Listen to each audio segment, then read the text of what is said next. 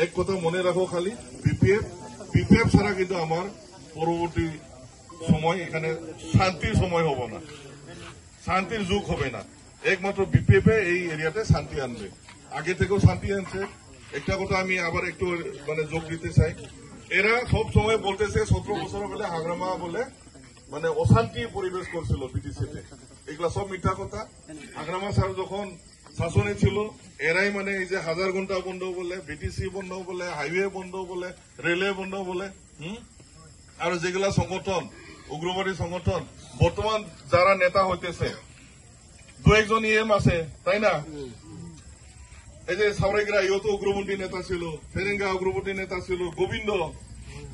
আমার হাগ্রামা স্যারের শাসনে অশান্তি তো এরাই করছে।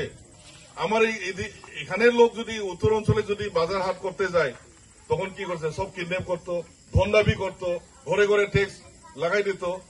এরা আজকে শান্তির কথা বলে, শান্তি কিন্তু আমার হাগ্রামা স্যারে আগে থেকে করতেছে।